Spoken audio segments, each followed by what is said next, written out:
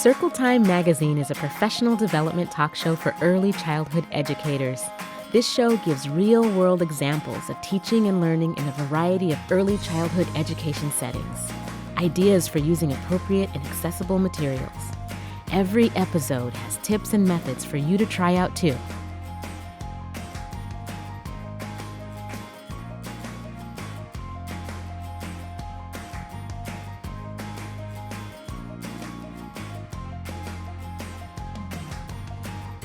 Hi, and welcome to Circle Time Magazine. I am one of your hosts, Dawn Williams. I'm Kristen Ainsley, one of your other hosts. Welcome to episode 3 of our inclusion series. It's all about environmental supports. Today we are excited to talk about all things that can be planned for in a child's learning environment that support his or her full inclusion and active learning, both inside and outside. To get ourselves grounded in why this work is so important, let's listen to Paige Reichel and Sean Rundle, a parent of a child with special needs and an occupational therapist, talk about what inclusion and belonging really feels like in learning environments. This will help us get grounded about what's really important. That's right. Kind of the resounding message that we hear over and over is that people really want to belong. And so thinking about what that looks like for all different people with different backgrounds, different abilities, and there's so many different answers, but there's also a lot of things that people have in common that people need to be able to physically get to the space, but then once they're there, they want to be able to interact meaningfully with other people. In my experience, I think sometimes it's just having an activity or a space or whatever it is that has a lot of different variables, so that a lot of different children can access and do the same activity or access the same space in the same way, but it just looks different, you know? I love how they talk about environments as having access, and even more important, the belonging that happens, right, as being part of that community. I love it. I love how they describe everything. I cannot wait to hear more from them later. Yes. So let's get right into our learning objectives for today. So today we're going to focus on creating inclusive learning environments both inside and outside. One specific strategy to do that is the use of curriculum modifications. Yes, those are great. So first we'll learn how to observe, how to match the modification to children's needs, and then see examples of how to use those modifications. Many, many examples. Many, many, many great examples. Modifications are simple, small changes that can make a big impact on children's participation. So we'll also be out in the field today. You'll see lots of different environments that we'll be in today. We're going to hear from folks who do this work every day, including teachers, coaches, therapists, researchers, parents, lots of people. And then we'll also give you some ideas about simple, easy things that you can make to support children's learning. So before we get into our full episode, let's take a look at this child assessment worksheet. For children that need additional support beyond the foundation, take some time to assess them to figure out what supports to provide next.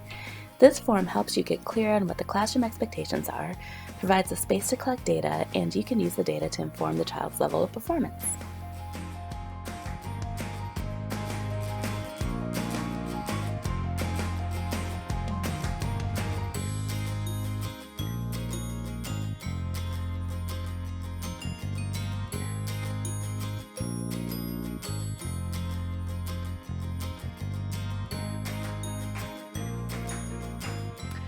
Hello, everyone. We are so excited to be at the Experimental Education Unit at the University of Washington today. We are going to be looking at some things in classrooms that you can try out. Yes. All right, and we are really, really excited. There's going to be lots of different things that you can use, that you can try out in the classroom. This is a facility, this is an education program where children with and without disabilities are taught and learn together every day, and there's inclusion happening every day, all the time, in every classroom. That's right. And we are so excited to be here with Dr. Jen Fung. Hi, Jen. Hi there. Thanks for having me, guys. Thanks for being with us. Jen is a research scientist and professional development specialist here at the EEU, and we're going to be talking to her all about curriculum modifications. But before we get into talking to Jen, let's check out this video all about them from our experts. The benefit of curriculum modifications for teachers and for young children is that it helps a child to access the early learning environments, to increase their participation in those early learning environments, and to learn more efficiently and more effectively. It allows a child to access all of the wonderful things that a teacher has created in their classroom for children to learn from.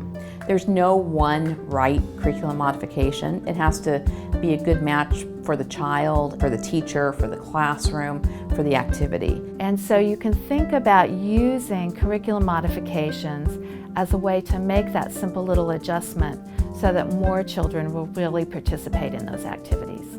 Curriculum modifications impact our students in a lot of different ways.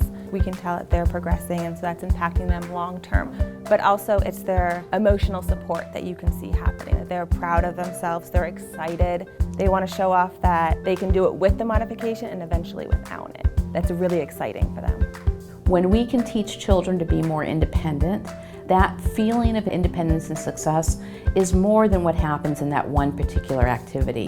It's a feeling of independence and success at school and in life, and that lasts a long time. And it really teaches them that they are able to succeed in school, and that's the best lesson that we can teach them.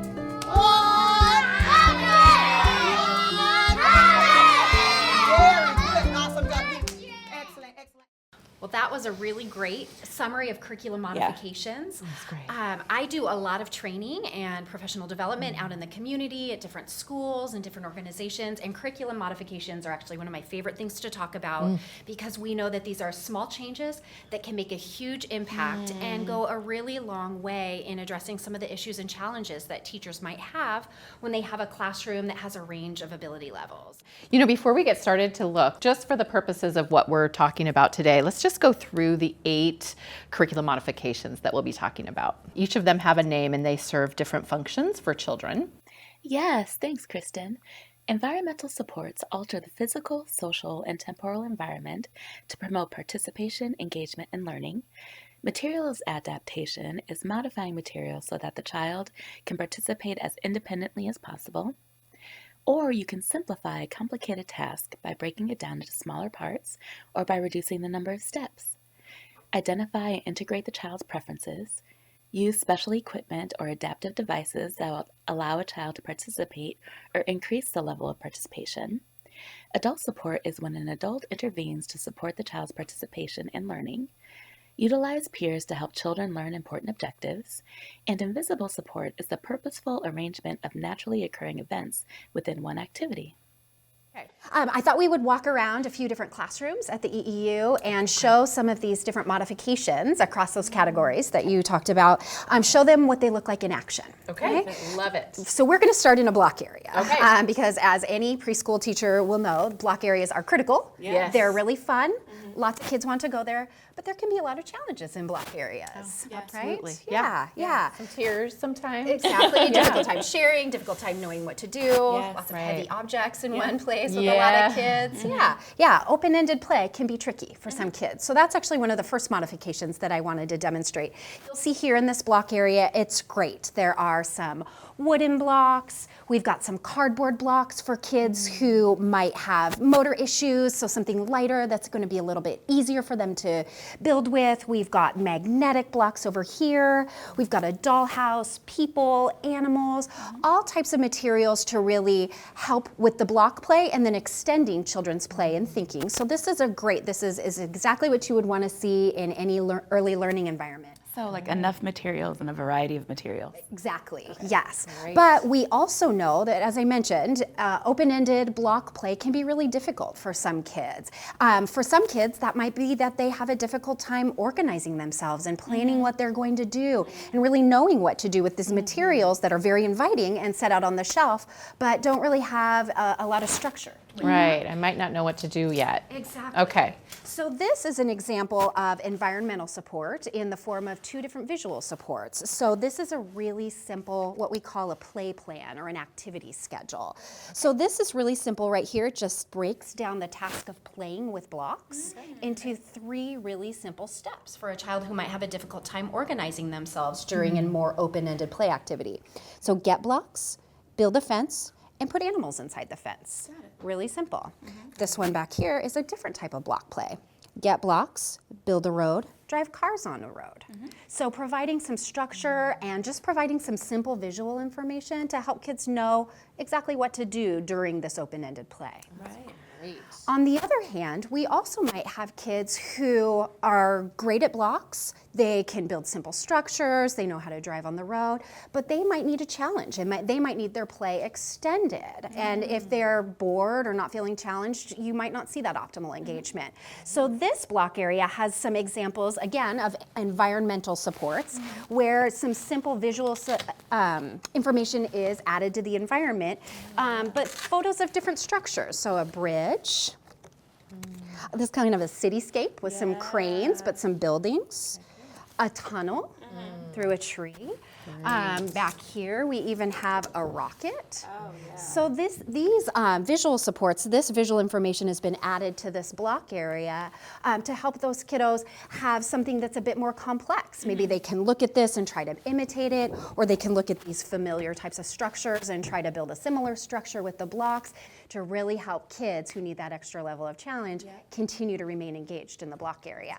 Could just be that simple spark. Yeah, exactly. Good. And then there's one more thing that I wanted to point out in our block area, and that is the addition of what we call special equipment, so that special equipment modification category. So this is a classroom where there are kids of different ages. It's a mixed age group, 3, 4, and 5-year-olds, but also, as we mentioned, in this inclusive environment, there are kids of many different ability levels. And this classroom happens to have a child who developmentally isn't quite ready to play with in a traditional way with some of the materials. He does a lot of exploration. He does a lot of sensory engaging with materials in a way, but he likes to be around other children.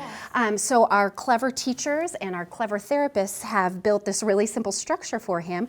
But when we're thinking about a great, high quality, inclusive early learning environment, what we really want to think about are there activities that all kids, regardless of their developmental level and their skills, can engage in independently, and things that are going to be interesting to them. So the simple addition of a more specialized equipment, but in an area where he can still remain with his friends, in proximity to his friends, this is a great way to keep this little guy engaged and included. Yeah, it doesn't have to be high tech. No. Google image searches are my favorite tool in terms of curriculum modifications. I think that's what modifications are so great for. They really are sort of these low-tech, high-impact ideas. Exactly. Okay. Ways to try to access and participation. And you've done it. Great. Time to individualize. Have you noticed a child struggling in the block area? Take a second to pause and observe. Write down what you see and then think about what modifications can be used to support. As Jen described, that's what these teachers did for the child that uses the special equipment. So here we are in another free choice area. This is the dramatic play area. And again, thinking about open-ended play sometimes can be tricky for some of our kids to think about what steps they're going to take to act out a theme, or how they're going to use the materials that, again, are presented in a really open-ended way. Yeah, lots of choices. Yeah, so a great example, again, of an environmental modification in the form of visual support are what we call kind of play plans or play choice boards. And you can see that this clever teacher has used the cork board or the pushpin board in her area to pin up a few visual supports. So these are really simple, again, low resource. These are folders, manila folders cut in half. On the front, you'll see there are many different ones. This one is if they have a doctor's office. This is playing doctor. And then if you open it up, there are choices for different play actions that a child can do in the doctor area. So check the heartbeat, put on a Band-Aid, give a shot, check the blood pressure, give medicine. So just some simple suggestions that will kind of help kids come up with a plan. Yeah. Another idea that's over here, a really common theme, is thinking about if there might be a kitchen area. You know, most dramatic play areas have a kitchen. Open this up and you'll see put plates on the table, stir the pots and pans, shop for groceries, cut the food, and then make the food. But just really, again, that idea is that this isn't teaching a child child how to cut with a knife, or teaching the child how to get the materials off the shelf and put, it's not about teaching brand new skills. It really is taking the skills that the child already has and giving them a little bit of visual information to give them suggestions or reminders of what you can do with the materials. Time to individualize. Perhaps you've been collecting data on a child's learning goal of increasing fine motor strength. You can include activities such as cutting food or using tongs on their play plan to provide an opportunity to practice. All right, Jen, here we are in the calm down area. Yes, exactly. So many classrooms, again, thinking about a good, high quality early learning environment, an area with soft furnishings where kids can engage in quiet activities is something that you would expect to see.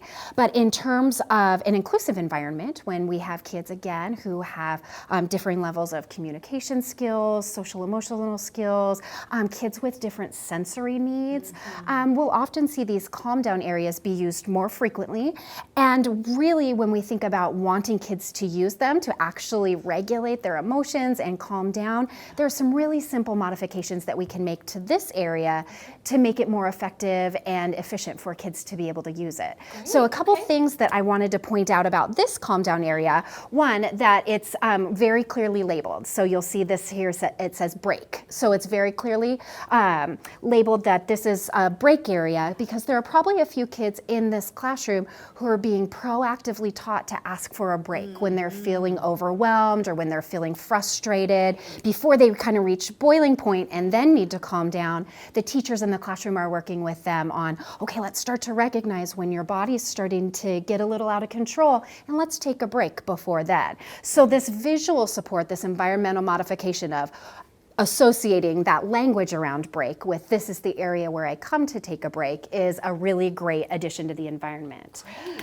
Another piece of visual information that I wanted to point out is calm down strategies. So again, if we think about, calming down, come to the break area, it's a really great idea, but for some of our kids, especially when they're starting to feel their engines running a little high, making a choice of what do I actually do to calm down can be really tricky. Absolutely. So this is a great visual support that just has some really simple suggestions. Take a deep breath, ask for a hug, squeeze a ball, ask for a pillow squish, and it's presented in nice, clear visual information so that a teacher doesn't have to be over constantly asking, what do you want to do? You need to calm down. A child can come over and look at this and either point or take this off and bring it to a teacher to ask for help. So this great environmental modification of that visual information to help kids kind of organize themselves and make a choice is a great support. Excellent. All right. A couple other supports that I wanted to point out. Now this is again, these clever teachers making use of a cardboard box that probably came from Amazon, right? And some nice packing tape. Again, it doesn't have to be high resource. But this is a yoga ball or a yoga block that has different yoga poses, lion pose, frog pose, bridge pose. We see in early childhood classrooms a lot people introducing this idea of yoga for kids, both for their gross motor health, but also for their social emotional health and being able to calm down. But again, thinking about being able to remember what yoga poses I've practiced when I'm already starting to feel upset and being able to use those to calm down. And this is a really fun way to do that. Again, a different way of presenting information than on a choice board, but a way for a child to actively kind of participate in making that choice. So coming over, tossing it lands on dragon. Another thing that's great about this is it demonstrates the pose so the child can look at it and imitate it. But this is a really simple, it's over here, yoga right? Dice. Exactly. So when I come to the calm down area, I know that if yoga is something that might help calm me down, that's a great place to start. Easy. Love that. All right. And then just a couple more things in this area. Again, like we talked about in the block area, a really important part of an inclusive environment is having things that all kids can access and that they can engage with independently. So for some kids coming into a calm down area and either laying on the floor or kind of curling up and covering up with a blanket, that might be calming to them. For some kids, doing yoga might be calming for them.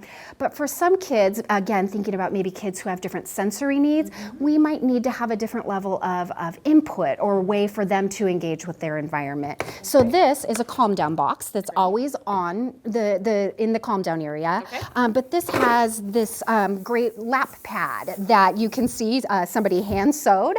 But it is full of beans or flaxseed, kind of depending on what's available to you. And this is meant for either a child to kind of pick up, and we know that some of that what we call heavy work, or put it on their lap, but being able to pick this up, feel that, get that input to kind of help their body start to calm down. Great. Love that. Another homemade idea, this is a sensory bottle or a glitter bottle. There are many ways to make these. If anybody out there has been to an Early Achievers Institute, I hope you have at least 2 or 3 of these on your shelf in your classroom.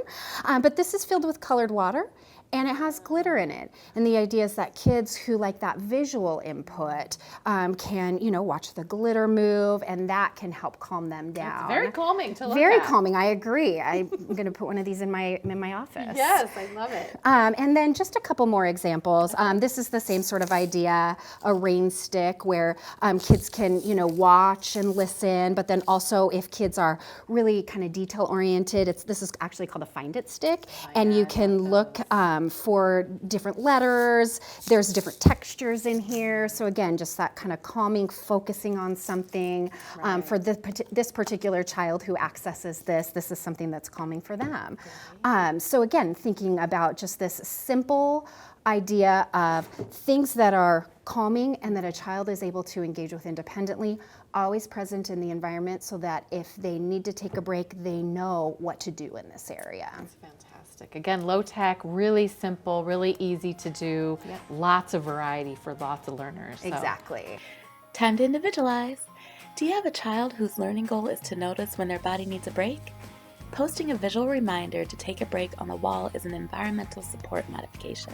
Okay, here we are in another really common area in early learning environments, the circle time or the large group area. So circle time is an area where we use a lot of modifications. So I just wanted to point out a few to our audience today. Again, low resource, really easy, but hopefully high impact. So one of the first things that I wanted to point out is the seating at the circle area. I think this is a really lovely, inviting circle area. I actually want to come take a seat on the carpet and listen to a story or sing a song.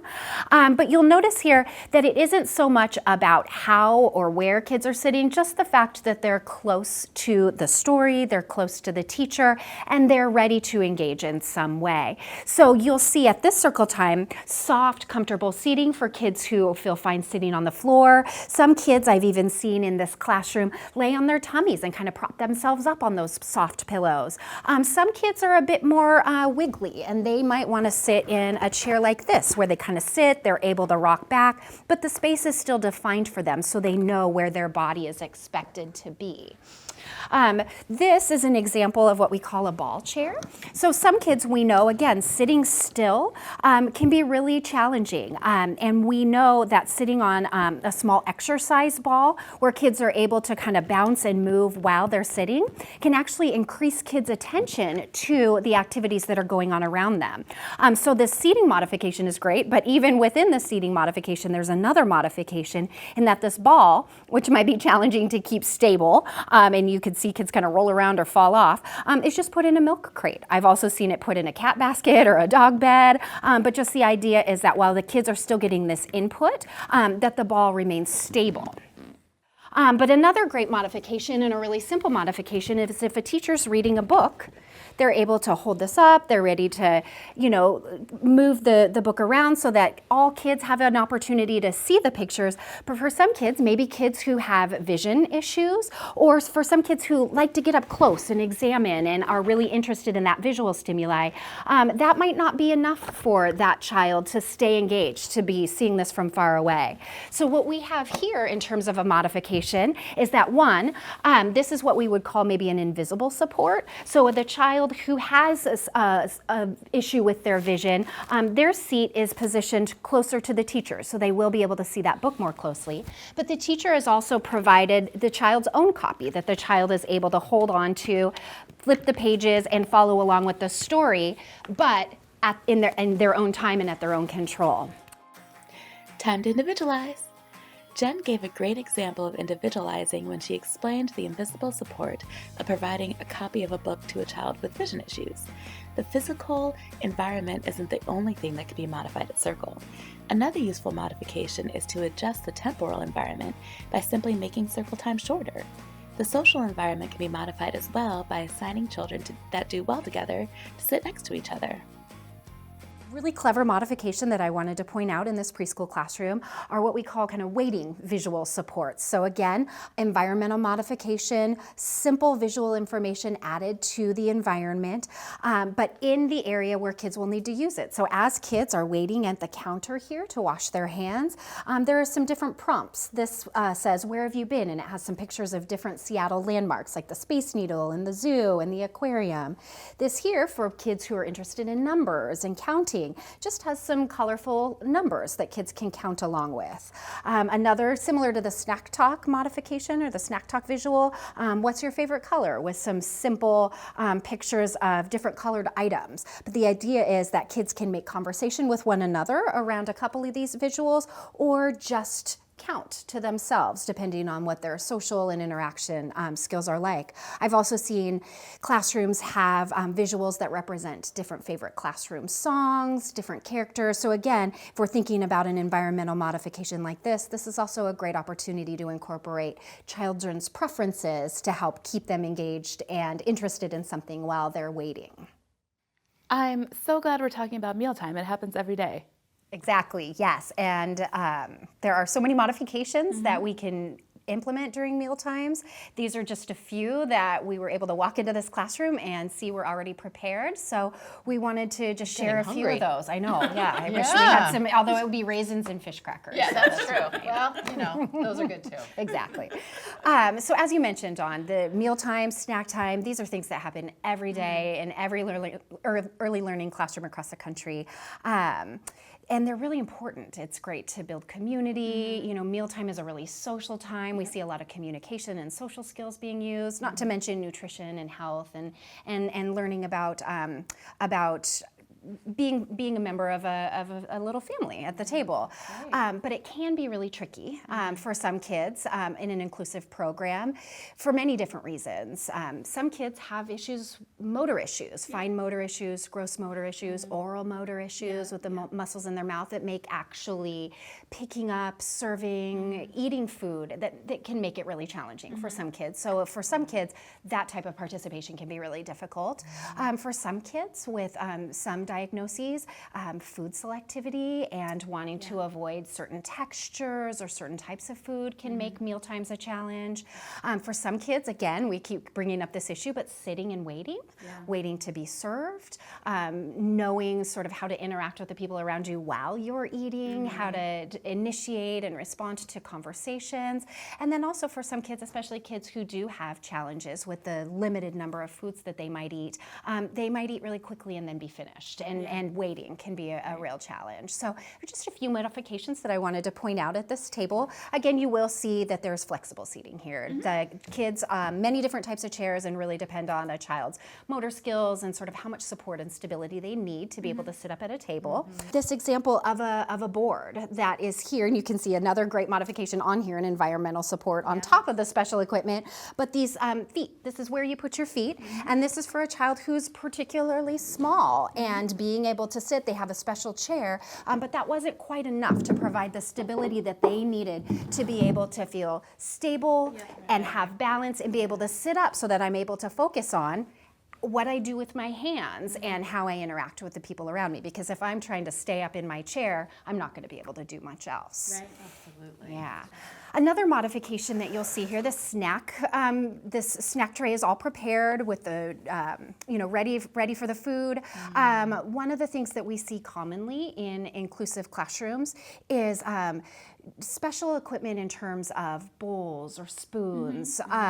In this case, we've got a couple different types of cups. Some kids are going to be great at drinking from an open cup, but for some kids that can be really complicated. Having the hand-eye coordination to be able to bring the cup to your mouth, being able to drink, and have the oral motor coordination not to kind of spill, or for some kids choking is an issue with swallowing. And then for a lot of kids, being able to get the cup back down to the table after you've taken a drink. That can be really challenging. So this snack tray is set up with a couple of modified cups. This one is for a child who has some gross motor issues, and the handles help hold. And then in addition, being able to drink out of the straw doesn't require as much coordination. This is a bit simpler, and this is one that's available, at any drugstore. But we call these little straw boxes. Really easy for some kids. Being able to squeeze makes you have to do a little less sucking, so it makes drinking easier. So this idea of being able to have modified or adapted utensils and feeding equipment can go a long way towards helping kids engage and participate more fully in snack. And if that's the goal, then there's an opportunity to practice. Exactly. Yeah. Right. Exactly. Yeah. And then again, when we're thinking about modifications, this really isn't about, yes, the child who's learning how to drink from a straw, we do want to work on them eventually learning to drink from an open cup. And that will likely require a little more specially designed instruction. But right now, when we're talking about participation and being more independent, this is going to help with that. Yeah. Time to individualize. Have you observed a child struggling to hold a cup or drink with ease? Perhaps some special equipment such as a cup with a straw or handles will help. Whew, Jen showed you a lot of modifications there. A lot of modifications. She really packed them in there. Yeah, she did. Fantastic. So we want to also show you some quick things that you can do at small group time. In small group, you may be covering children's learning goals explicitly. You want to make sure those activities are easy to access. So some things to think about are the optimal position, stabilizing, and making things larger or brighter. Right. So the first one we'll talk about is this table example. So thinking about how many children can access this activity, which is a writing or drawing activity. They can access the same activity, but in different ways. So you'll see the easel on top of the table. That's one way where a child could stand and do some writing or drawing standing to help stabilize their, pencil, holding their marker, crayon, whatever they're using. There's also paper on the table that is taped down so it doesn't move, so a child doesn't have to worry about stabilizing the paper and coloring or drawing or using their marker. It's just already stabilized for them. And then you just see a regular piece of paper there as well. That's great. We've got optimal position. That yellow paper is brighter Yes. and easier to see, and then that tape stabilizes it. In this one, it's a small little mini clipboard. So it's doing a few things here. The clip itself holds the paper steady, so it's stabilizing it. The clipboard's portable, so a child kind of chooses their own optimal position, wherever it's going to be. In one of them, there's a string attached to the pencil. That helps children be a little bit more successful. The pencil's not going to go anywhere. It won't roll off. And then the other pencil has a grip on it, so that helps the child with their grasp. So there's some other things you can do to make it easier for children to sit at small group, right? So children get the wiggles for a variety of reasons. So the examples that we're going to show you right now are ways that children can still get some movement in while they're sitting at a table doing a table activity. So this chair has tennis balls on it. They were cut in half and glued down to the chair, and it gives a child a sensory response when they're sitting. So if you want to move, this will kind of help you move back a little bit, and hopefully can help them stay there a little bit longer. This next one is a stretchy band that's been stretched across the bottom of a chair. This really helps a child give them something that they can put their feet up against and stretch with their feet, kind of moving as they're sitting. So just still sitting, attending to the activity, but able to do something with their feet while they're sitting. Yeah, I'm going to get a response. Right. It's going to bounce back at me. Exactly. Yeah. Here is a list of all the modifications that we talked about with Dr. Jen Fung's segment, as well as the other photos of modifications that Dawn and I just talked about. So one fun thing we thought we would do for our Let's Make It this season is make some things for the calm down area that Jen was describing. Let's check out this video. We'll make sure to get these to Jen.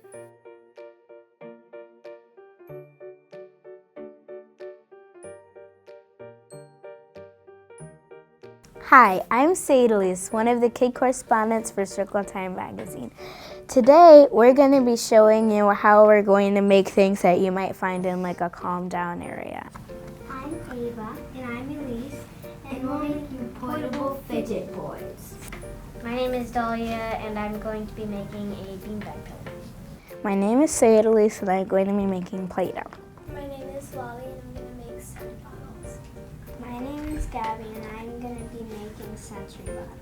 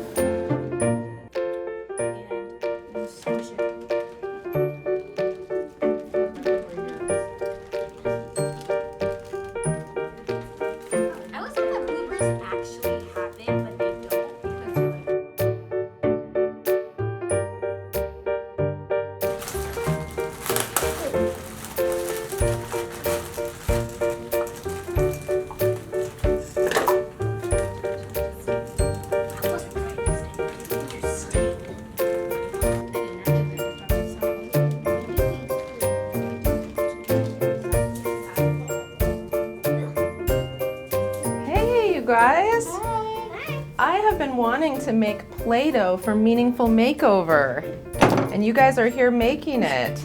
How did you do it? So we had a cup of flour, a fourth cup of salt, two tablespoons of oil, and a cup of water and like color, and then we just like shook it in a bag. Oh. And it comes out really easy. Can I try it? Can I try a little piece? Oh, let's see. Ah. Oh, it's really soft. It's got a great texture. It's very calming. I love it. And what are you doing?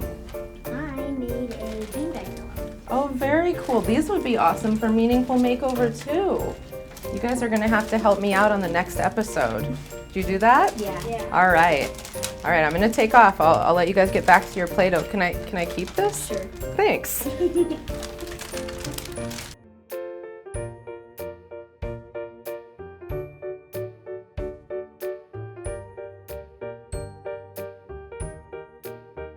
All right, it is time now for Circle Time Magic. Woo-hoo! Right? So now we're going to show you some quick tips to help you with your Circle Time. We're going to hear from two teachers on how they structure their Circle Time that includes all children in their classroom. Some of our students are working on goals of becoming integrated into larger group activities, and for that they do have the choice. Some they'll sit in a large group for a few minutes and then they may want to go off by themselves, which is totally fine. And then when they're off by themselves, they're still working on goals as in writing and working on puzzles, fine motor things, cognitive goals, things of that nature. We're working on it as an integration into our larger group activities. Maybe they want to sit at the rug for a couple of minutes, which is great, which is a part of their goals. Mm-hmm. And maybe they become restless a little bit. So we don't want them to have to remain in the group and be restless and inattentive, so then they have the option of going to another activity, which is also working on more goals for them. This is a great example of matching a modification to children's learning goals. These brilliant teachers modified the temporal environment so the child has the choice to spend less time at Circle, but still be engaged in another activity. All right, inclusion practices don't just happen inside the classroom. They happen outside as well. So we're heading out to the field to talk to several guests about inclusive outdoor environments.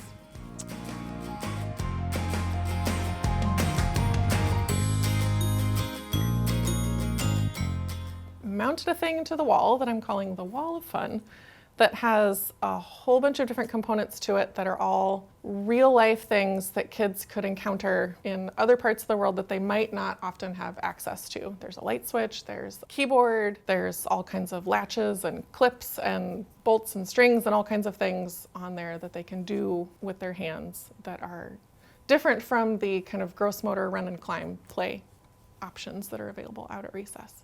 This is a modification that we use outside. It's a great way to use other interests that kids have, like the letters and numbers, or the desire to push buttons, or the desire to be mostly stationary at recess in a gross motor play space, and to use those interests and use those desires as a way to bring other kids to them and as kind of a launch pad for starting something there that could then spread to the rest of recess, that can bring kids up onto the play structure with some sort of pretend play plan. It's a fairly simple modification to add to your outdoor space in order to target a variety of different things and to work towards including kids who have a harder time with running and jumping and climbing. If you're working in an indoor space, mounting things on the wall is a really great way to get kids to share a central object, because they can't then take it and run away with it and have it by themselves. So anytime you put something on a wall and it's fixed there, it becomes social because anybody can access it. So I've seen metal surfaces mounted to the wall, sheet pans from kitchens, or just metal sheet, and you can attach toys that are already magnetic, like those magnetic letters, or you can attach with hot glue magnets to almost anything. And also you can make kind of a freestanding A-frame that you can put hinges on the top so you can just squish it together and put it away if you need to get it out of the way. I've seen them set up like a 4-sided box with 4 different types of things on them that smaller kids can crawl around, or they can be set on a table and kids can walk around it. So there's a zillion ways that you can do this in an indoor and an outdoor setting, either with permanent fixtures, with bolting it into the wall like we did, or with making it freestanding in a way that can be manipulated and used in a variety of ways. Have you seen something like this used with a birth to 3 program or birth to 3 age children? Mm-hmm. Could you describe one way that you've seen that used? Yes, the one that I've seen be most effective was freestanding. So then this was an A-frame style, and it had toys that the kids are already familiar with, like that little xylophone toy was fastened on there, or the wire thing with the beads, that you see at the doctor's office that they slide. Kids that age just really love putting things in and taking things out. The birth to 3 set would be perfect for the pipes mounted on it, dropping puffballs through it, dropping balls through it. That's just enormously exciting to kids that age, to put something in and find it somewhere else. And that could be a way that kids that age could use this type of system. So today we are talking about inclusive environments, both inside and outside, and a park is one outside. That's right. We're so excited to be here today talking with Paige Reichel and Sean Rundle. They are leading a community project to create an inclusive park in Seattle, Washington, and we're super excited to talk to you both today. Thanks so much. We're excited to be here. So tell us about Eli's Playground. The Eli's Park project was really inspired by my boy Eli, who happened to have Down syndrome. And Eli came into our lives and just introduced us to a whole new community. And we got to know people from all sorts of different backgrounds. And we started, wondering why people who live right near us, who should be a part of our community, weren't a part of our community before. And that's sort of how it all began. Sean was Eli's physical therapist. And so, occasionally Eli would refuse to do any more physical therapy, and we'd just talk. And we would often end up talking about, where are these people? What would it take to have a community where everybody is included and where everybody is seen? Because we got to see just the joy and the beauty that we can miss out on if not everybody's a part of our community. That's beautiful. I love it. So what is your vision for the space? First of all, it's led really by what our community wants. This is really driven by the community, and we are part of that. Important to both of us that we have voices from everyone that would access the park, and getting input from senior citizens, from families with children who are at Children's or Ronald McDonald House, or who are medically fragile, from parents of children with and without special needs. Magnuson Community Center, and talk to their rec director, who happens to be an amazing guy, just about getting some teen voices involved. So he really rounded up some girls, and we have now 7 girls who have been meeting at least every week for over 8 months now. Wow. Yeah. Often when you think about spaces, you think accessibility and ADA guidelines, and I think we're really thinking beyond that, to really create a physically accessible, socially accessible, cognitively accessible park space for everyone of any age, of any ability, but thinking beyond just those physical guidelines. I also think too, when we think about the space and working with our landscape architect-led design team, like what we're really brainstorming is how do we create things in the space that really bring people together, rather than create parallel play options where kids or people are just kind of moving alongside each other. I think when we're thinking about the concepts and that idea of accessibility and inclusion, we're thinking of, well, how do we create those spaces so that people are interacting with each other, talking to each other, playing together, and just getting to know each other. And Eli didn't really need an accessible park. No. You know, Eli had a really good physical therapist, but he was really mobile. And so really, you know, he introduced us to peers that he wanted to spend time with who needed more accessibility.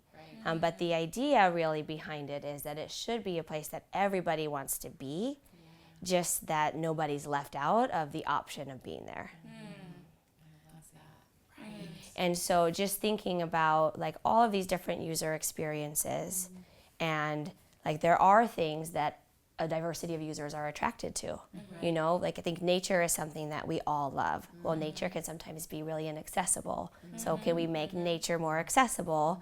And then you can get little kids, teenagers, seniors, families, you know, everybody wanting to be in the same space. When we're thinking about spaces or activities or what do you do, I think it's thinking about variety, and it's thinking about variability and just a bunch of options to do the same thing. Yeah. So this is what's interesting as I'm just listening to you all. So the space is a place that's already established, correct? It's a park that's already there. Yeah. Currently. And so the city wanted you to talk to like the community to see what the community also wanted for the space. And so that's really brought in lots of different perspectives and viewpoints of what everyone wants there. And this inclusion is more than what physical changes you can make to make the environment accessible. It's also a socially welcoming place. It's an emotionally welcoming place. And that's what makes it inclusive and belonging for everyone in your community. That's like such an incredibly responsive feat to try to work through and accomplish. And I just don't think people are thinking like that, right? Like this inclusion, it's more than just the physical piece, right? It is all of those things. It's more than going to be in compliance with AD. I get it's really going beyond that. Is that kind of what you? Right. And it's like beyond really, next level you inclusion. can't do it without a diverse community in the process. Yes. Right? Like the only way to create something like this is to get to be a part of a community that we've been really lucky to be a part of. Where, I mean, you know, inclusion is not controversial. Everybody wants to be included and belong. And we really believe that if we have a space where we can do that, and people can get to know and love people who are different than themselves, then we can spread this beyond one park space and into our schools and our workplaces and the way we live our everyday lives. Yes, absolutely. Thank you both so much for giving your time today. We are inspired and motivated, and the messages I think are really going to help our early childhood educators. Thanks for having us. Our pleasure. Thanks.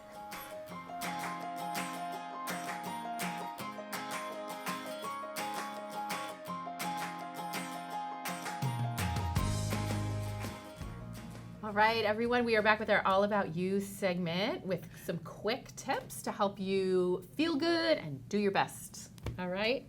Hi, Gail. Hi.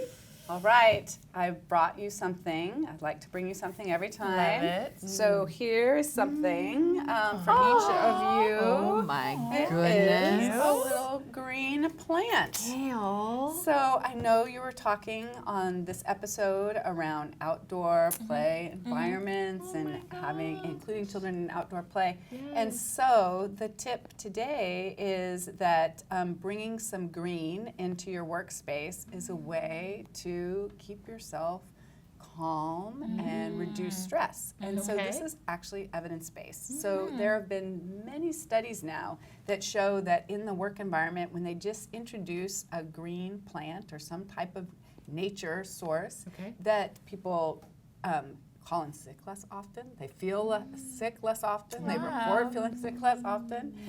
There's increased engagement and lower levels of stress. They've replicated these studies by having plants in study carrels at colleges and find the same thing, that just the presence of green tends to reduce stress and tends to increase our focus sometimes, our focus and clarity.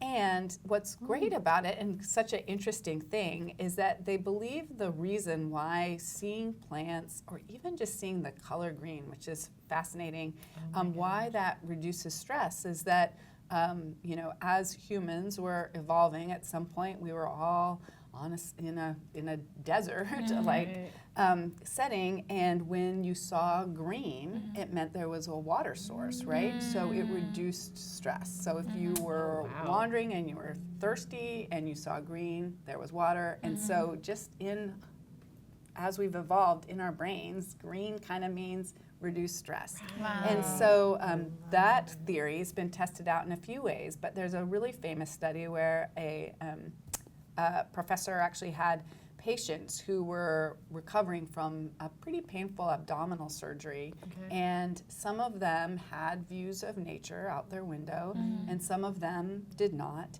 And those that could see nature had significantly faster healing times. Wow. They had less kind of stress and depression around the healing process, and so that was amazing results. Amazing. So they replicated it again, because some of you might say, I can't have, for some reason, there can't be plants in my classroom, which I don't know why that might be, but you can get the same benefits from faux plants, right? So if somebody had an allergy or there were some reasons why you couldn't bring in real plants, you can get the same benefits from faux plants. And you can actually even get the same benefits from just pictures of green and of nature. So that same study I talked about, where the patients could see a view of nature, they replicated that with just photos of nature and found similar effects.